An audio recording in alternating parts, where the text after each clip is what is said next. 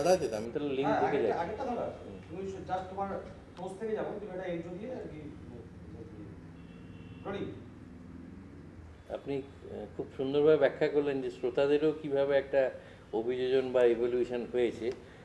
এবার ধরুন আমি একটু বলতে চাইছি যে এখনকার প্রজন্ম তাদের যে শেখানোর জন্য একটা কোর্স করে নিল 5 বছর 6 বছর কোর্স করে, কিন্তু আপনাদের যে দেখি আগের প্রজন্ম তারা যেন প্রতিদিনই শিখে চলেছে, মানে শেখাটার কোনো শেষ নেই। এবং আপনি এই যে এখনও নতুন নতুন রাগ তৈরি করছেন, আবিষ্কার করছেন বলা ভালো, তো এই প্রবণতাটা কি কোথাও হারিয়ে যাচ্ছে? যে মানে মৌলিকতা, মৌলিকভাবে আমি একটা কিছু আবিষ্কার করব, সুর, রাগ। দুটো বিষয় এখানে উঠে আসছে। একটা রাগ আবিষ্কারের বিষয়। রাগ আবিষ্কার করাটা, আমি এই 61 ইয়ার্স ওল্ড আমি এখন, এই আজকে গিয়ে আমি একটা রাগ আবিষ্কার করার সাহস পেয়েছি। কতটা সাকসেস হয়েছি জানি না। এটা একটা ভীষণ কঠিন জিনিস, কারণ কী ওয়ার্ড ডিকশনারিতে কোন ওয়ার্ডটা নেই এটা বার করা। এই রাগটা কোথায় সাউথ সিস্টেমে, নর্থ সিস্টেমে কোথাও নেই, এটা খুঁজে বার করতেই একটা ঝামেলা। এইটা আরেকটা, যেটা তুমি পরীক্ষার যে বিষয়টা বললে, এইটা যে বিভিন্ন যে স্কুলিং এবং ডিগ্রি পাওয়ার যে সিস্টেমটা রয়েছে, এইটাতে এক একটা ইয়ারে 10টা 12টা 15টা করে রাগ, এই করতে করতে তার 6th ইয়ারে গিয়ে দেখলো যে 6, 15, 90টা রাগ শেখা হয়ে গেছে। বললো, সে ভাবলো যে আমার তো 6th ইয়ার কমপ্লিট হয়ে গেছে, আমার মেয়ের শেখা শেষ, সঙ্গীত বিশারদ হয়ে গেল সে। এইটা নয়, এই রাগটা সে কি জানলো, রাগটা অবরোহণ জানলো, কিন্তু সে কি ওই 90টা রাগ কি পারফর্ম করতে পারবে? 10টা রাগ নিয়ে একটা আর্টিস্ট হিমশিম খেয়ে যায়। যত বড় বড় আর্টিস্ট আছে দেখবে তুমি, ঘুরিয়ে ফিরে ওই রাগগুলোই গাইছে। 20টা রাগ নিয়ে আমরা চলি, সব রাগগুলো জানতে হবে। 20টা রাগ নিয়ে তো জানতে হবে, মানে কি ওই রাগগুলোর আরোহণ অবরোহণ একটু 5 মিনিট বাজানো মানে কি আমি সেটা শিখে গেলাম? আমাদের কিরম সিস্টেমে শেখানো হতো? আগে ইমন শেখানো, অন্য এটা সেটা শেখাচ্ছে, অমুক রাগ শেখাচ্ছে, তমুক রাগ শেখাচ্ছে, আবার ইমন আরম্ভ করা। বললাম, গুরু শিখে ইমন তো শিখেছি, বলে এইবার ইমন শেখাটা আরম্ভ হলো। এইবার ইমনের আলাপ শুরু হলো। উনি সেতারে বেনারসে ঠাকুর ঘরে বসে পূজা রুমে উনি ললিতের আলাপটা ধরেছেন সকালবেলা, আমাকে সেটা ইমিটেট করতে হয়েছে, মানে এখানে এই স্ট্যাকাটো ইনস্ট্রুমেন্টে। তাই জন্যই তো সব মিড ফির বানালাম, যে হচ্ছে না কিছুতে, ওনার কিছুতেই ওনার ওই জিনিসটা এখানে আনাই যাচ্ছে না। তো এই যে ব্যাপারটা, এর তো শিক্ষার তো কোনো শেষ নেই। কেউ যদি বলে আমার হয়ে গেছে শেখা শেষ হয়ে গেছে। আপনার খুব পছন্দের আরেকটা রাগ একটু আমরা শুনি না? আচ্ছা ঠিক আছে, তাহলে আমাকে একটু টিউনিংটা চেঞ্জ করতে হবে। তো কিন্তু আচ্ছা দেখছি,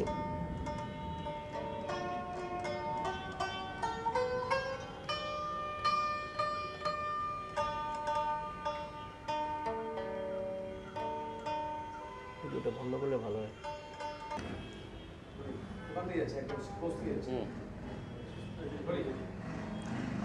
আমি একটু রাগের শোনাই, আমার খুব প্রিয় রাগটার মধ্যে না, একটু রাগটা খুব রোমান্টিক এবং খুব ডেপথ আছে রাগটার মধ্যে।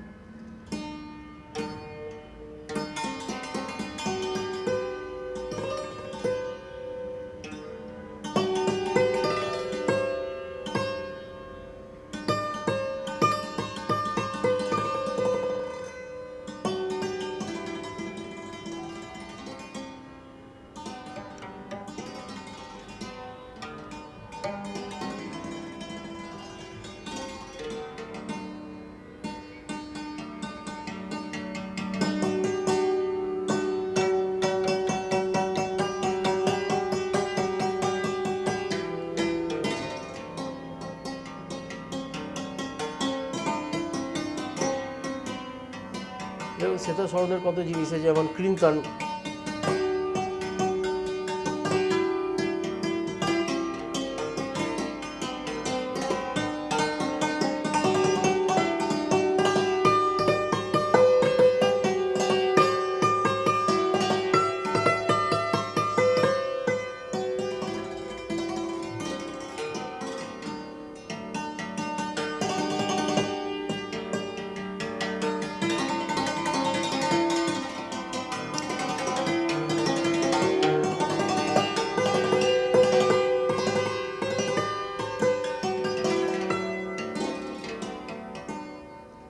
বা একটু ঝালা যদি বাজাই,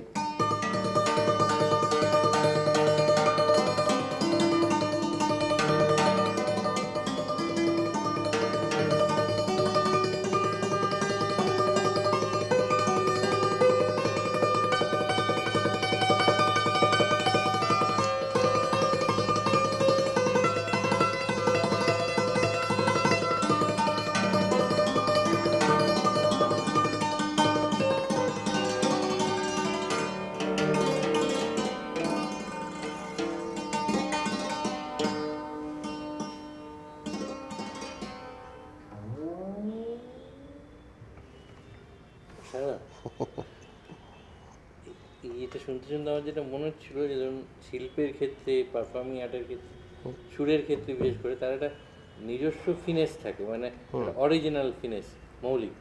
আর একটা হয় যেটা এখন খুব দেখা যাচ্ছে, প্রযুক্তিগত ফিনেস, অর্থাৎ আমি প্রযুক্তির প্রয়োগ করে আমার যেটা খুঁত সেটাকে ভরাট করে দিচ্ছি।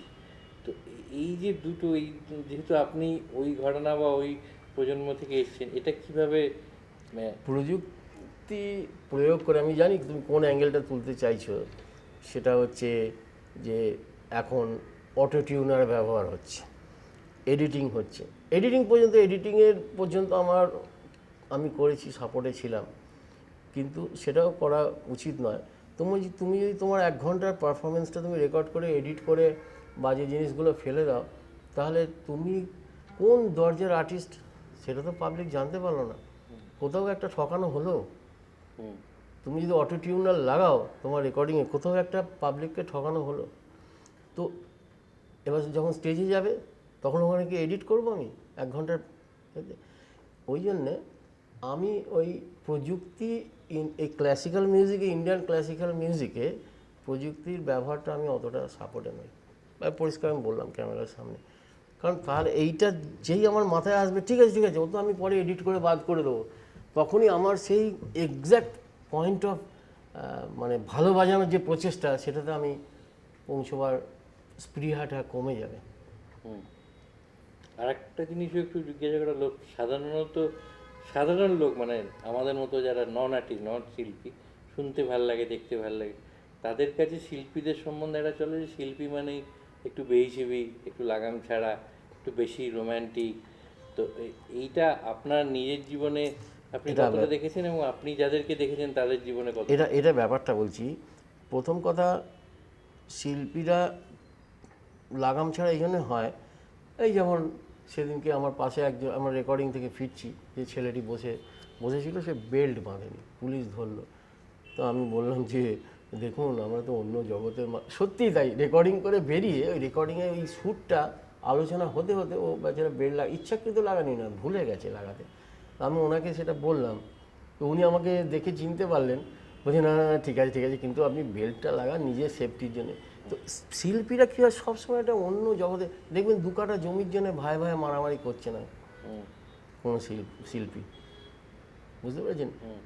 সে কি চাইছে, সে চাইছে আমার সাধনাটা, আমার প্রোডাকশানটা, আমি আজকে যে আমার সৃষ্টিটা যাতে সবাই অ্যাকনলেজ করে, আমার সৃষ্টিটা যাতে আমার অডিয়েন্সের কাছে, আমার শ্রোতার দিলকে ছোঁয়। আমাকে যখন কেউ জিজ্ঞাসা করে আপনি কোথায় থাকেন, আমি বলি ऑडियंसेর অন্তরে, শ্রোতার দিল মে রহতে হাম, অডিয়েন্সকে দিল মে রহতে হাম। তো এই যে ব্যাপারটা, এইটা আরেকটা যেটা বললেন যে রোম্যান্টিসিজমের যে ব্যাপারটা, আমাদের কী হয়, এই যে সন্তুরের সাউন্ড, আওয়াজ, আমাদের সাজ পোশাক, আমাদের চলা বলা, একটা সব সময়তে আমরা খুশ মেজাজে আছি। এইটাতে বহু, এবং দেখা স্টেজে এত লোক হাততালি দিচ্ছে, তারপর অটোগ্রাফের এই লাইন, এই দেখে কিন্তু অনেকে, আমাকে বহু লোক লিখে দেয় এরকম, নানান সব লিখে দেয়, মানে হোয়াটসঅ্যাপে এখানে ওখানে লিখে দেয়। তো এটা তো হয়ে আসছে, এটা হবেই আমাদের পেছনে কিছু এরকম একটা রসের মৌতাতে থাকা, এটা হবেই। এটা তো আবার এগোতেও সাহায্য করে না? এটা হ্যাঁ, এটা তুমি একটা ওয়ান ভিউ পয়েন্টে তুমি এটা ইন্সপিরেশন বলতে পারো। কারণ কি, আমি বুঝতে পারছি যে আমার যে সৃষ্টিটা সেটা ওই একই ব্যাপারটা আসছে, অ্যাকসেপ্টেড কথাটা।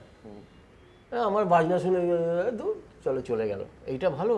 আমার বাজনা শুনে আমাকে হোয়াটসঅ্যাপ করছে, দেখা করার চেষ্টা করছে, বা হোয়াটসঅ্যাপে নানান রোম্যান্টিক কথা বলছে, এইটা ভালো না, আমাকে দুচ্ছাই করে চলে যাবে। তো এই যে ব্যাপারটা, এই জিনিসটা আমাদেরকে সত্যি ইন্সপিরেশান যোগায়। এটা আমি তো সবসময় ইন্টারভিউ পুরো বলি, আমি কোনো ডুপ্লিকেসি করি না বা কোনো অন্য কথা বলি না, যেটা ভেতরকার কথা সেটাই বলি। তো আমি এটা বলছি, এটা প্রত্যেক আর্টিস্টই চায়, এটা চায় না বলবো না আমি এটা কেউ। কারণ এটা দেশে বিদেশে দু জায়গাতেই হয় তো, মানে হ্যাঁ, দেশে বিদেশে, কারণ মানুষের মনটা একই, দেখতে আলাদা, আর ওই অক্ষর ভাষাগুলো আলাদা, ভেতরটা কিন্তু একই। যতই তোমরা বলো, আমি দেখেছি সবাই বলে ইন্ডিয়ানদের মতন মেয়ে ছেলে, ইন্ডিয়ানদের মতন মহিলা আর কি, এত নরম মনের, এত, হ্যাঁ আমি দেখেছি। চলে যাও না, আর্মেনিয়ান চলে যাও, ইস্ট ইউরোপে চলে যাও। আমি দেখেছি পোল্যান্ডে যখন 4 দিন থেকে যার বাড়ি ছিলাম, ভদ্রমহিলার চোখে জল দেখেছি, কোনো কারণ নেই, বিনা কারণে। তাদের মনও নরম, তাদের মনও খুবই সফট। প্লাস এই গান বাজনা শুনে আমরা রেয়াজ করছিলাম, বাড়িতে প্র্যাকটিস করছি, প্রোগ্রামে শুনে দেখে একটা ওই 4 দিন তাকে আমি একটা অন্য আনন্দের জগতে রেখেছিলাম, সেখান থেকে সে বঞ্চিত হতে চলেছে। আমি এই ট্যুরেই ন্যাশভিলে এক জায়গায় ছিলাম, উনি আমাকে চলে আসার পর বলছেন যে আমাদের we have started again that boring, we are back to that boring and that hard life. আমার সত্যি ভালো লাগছে না, ওই কটা দিন আমার এত ভালো লেগেছিল। তো আমি ওখানে গিয়ে একটা খিচুড়ি বানিয়েছিলাম নিজের মতো করে। তো উনি ওটা বলছেন যে আমি ওই হ্যাংওভারটা রাখবো বলে আপনার এখানে উপস্থিতিটা, আমি খিচুড়িটা বাঁচিয়ে বাঁচিয়ে খাচ্ছি। এটা বুঝে রাখো এটা কত বড় একটা কমপ্লিমেন্ট। মানে যতবার খিচুড়িটা খাচ্ছি ওইটা আমার মনে কথা পড়ছে। ভাবছে, আমার মনে করছে, বা আমার মিউজিকটা চালাচ্ছে, আবার কবে আসবেন। প্রোগ্রাম না থাকলেও থাকবেন কিন্তু আমাদের এখানে এসে। তো এই যে ব্যাপারটা, এটাই আমাদের কামানো, আর্নিং, এটাই আর্নিং। যে যখন আমরা মেন যেটাই করতে হবে যে আমরা যখন থাকবো না, তখন একটা শূন্য স্থান যেন তৈরি হয়। এইটা কিন্তু শিল্পীদের সবারই তাই, কিন্তু শিল্পীরা সবাই এটাই চায়। যে আজকে কেরামত খান সাহেব চলে গেছেন, ওই বাজনাটা, ওই স্টাইলের বাজনাটা খুব কম শোনা যাচ্ছে না, একদম নেই বলবো না, আমার মাথায় নাম মনে আসছে, কিন্তু ওই স্টাইলটা, যেমন শান্তপ্রসাদের স্টাইল কোথায় আছে, আফাক খান সাহেবের স্টাইল কোথায় আছে, লুপ্ত হয়ে যাচ্ছে। ওই স্টাইল আফাক খান সাহেবের সঙ্গে বাজিয়েছে, ওই স্টাইল শান্তপ্রসাদ যে স্টাইল ফেমাস হলো না, আর কোনো সেরকম ফেমাস হলো না, হতে পারছে না। তো মানুষ কি করে, এই বিসমিল্লাহ খান সাহেব নিয়ে এসেছিলো সানাই, উনি বলেছিলেন যে আমি সানাই নিয়ে এসেছি, আমি সানাই নিয়ে চলে যাবো, আমার ছেলেমেয়েরাও বাজাবে না ওই রেঞ্জে। সত্যি তাই হলো। আর কোনো আর্টিস্ট দেখতে পাওয়া যাচ্ছে কি? যেমন রবিশঙ্কর, সুর বা শিল্পে একটা ব্যাপার আছে। রবিশঙ্কর, বিলায়ত খান সাহেব, আলিয়া বাবা খান সাহেব আছে তো, সব পাশাপাশি আছে। এবার তুমি বিসমিল্লাহ খান সাহেবের পাশে নামটা বলো কে, দেখো যে ধস করে পড়ে যাচ্ছে। তো এইটা আর্টিস্টদের, এটা ক্রিয়েটিভ ওয়ার্ল্ডে এটা হয়, ক্রিয়েশন। ক্রিয়েটিভ ওয়ার্ল্ডে যেটা অদ্ভুত ব্যাপার, যেটা খুব সুন্দরভাবে এক্সপ্লেন করলেন, যে মানে শুধু নিজের মধ্যে আনন্দ ওটা না, মানে যে শুনছে, যে শ্রোতা, তার মধ্যে এইটা একটা তো বিশাল তোলপাড় হয়ে গেল কিছুদিন আগে। আমি বলে ফেলেছি যে সকলেই বলে যে मैं तो मेरे लिए বাজাতা हूँ, I play for my self, এই যে ব্যাপারটা। আর আমি বলি তাহলে I do meditation on stage. আমি বলি তাহলে মেডিটেশন করতে পয়সা নিচ্ছ? তুমি নিজের জন্য বাজাচ্ছ, আবার পয়সা নিচ্ছ? তোমাকে যখন তুমি স্টেজে যাবে, তখন অ্যাট ওয়ান পয়েন্ট তোমাকে মাথায় রাখতে হবে যে আমি কোথাও একজন কম বেশি হলেও একজন এন্টারটেনার। যারা পয়সা দিয়ে টিকিট কেটে এসছে তাদেরকে ভালো লাগাতে হবে, আমি তাদের জন্যও বাজাচ্ছি। হ্যাঁ, এটা ঠিক, যেদিন আমি স্যাটিসফাইড তো হইনি কখনো, কিন্তু হয়তো কোনো মুহূর্তে খুব ভালো লাগছে, খুব আজকে তো প্রোগ্রামটা খুব ভালো লাগছে, তখন জানতে হবে যে শ্রোতাদেরও ভালো লাগছে, কারণ আমি আমার নিজের ভালোটা দিতে পারছি, সেই জন্যই আমার ভালো লাগছে। কিন্তু তার মানে এই নয় যে শুধুমাত্র আমি আমার জন্য বাজাবো। আমি কি করি ওই জন্যে, বিগিনিং থেকে শেষ পর্যন্ত, এটা আমি করি না, আমার গুরুজির শেখানো, প্রোগ্রাম শেষ হওয়ার আগে যেন 3 টাকার শ্রোতারাও খুশি হয়ে বাড়ি যায়, বোদ্ধা শ্রোতারাও খুশি হয়ে বাড়ি যায়, যারা কিছু জানে না তারাও যেন খুশি হয়ে বাড়ি যায়। তো সেই জন্য আমি যখন খুব বোদ্ধা শ্রোতা যারা, মানে তারা খুব আলাপ ভালোবাসে,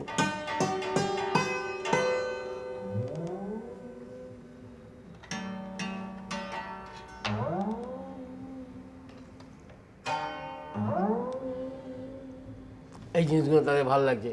আবার ধরুন আমার হয়তো কোনো একদম তারা কিছু বোঝে না আমজনতা, সেখানে আমি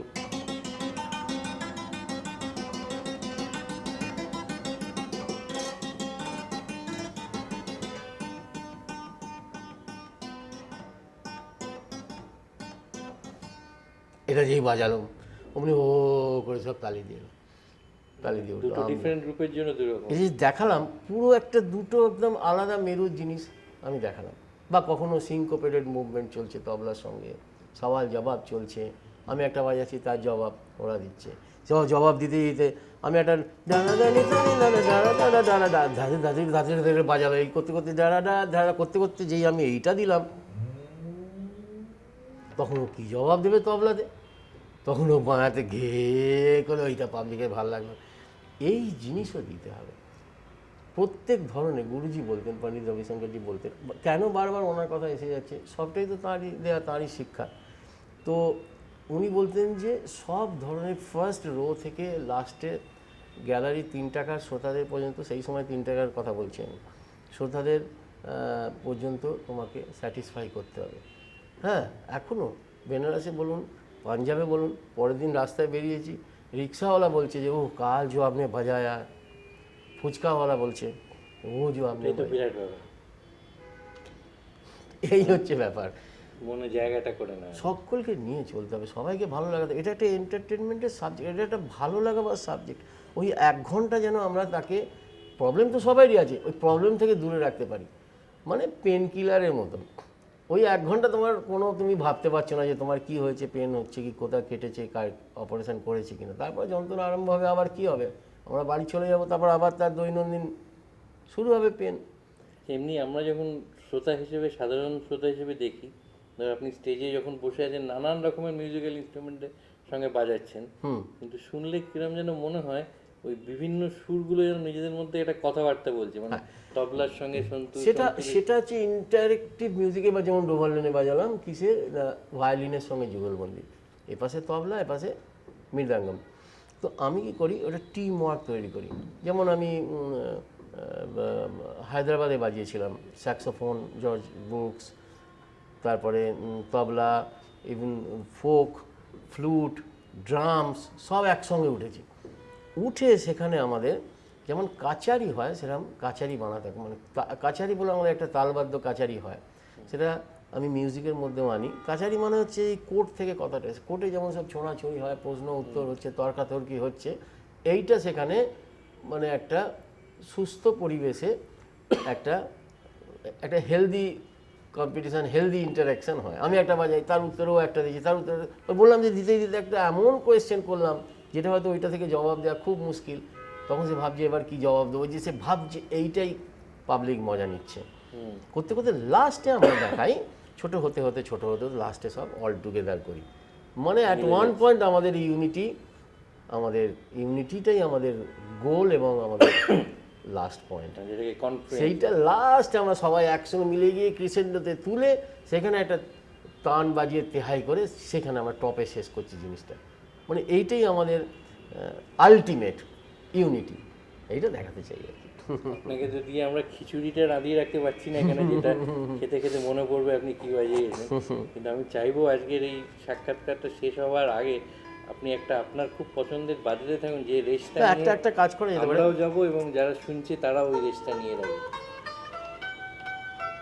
একটা ভাটিয়ালি বাজানো যেতে পারে, যেটা সন্তুরে খুবই কম বাজে, যেহেতু আমি বাংলার থেকে আছি, সবাই আমাকে এটা বাজাতে বলে।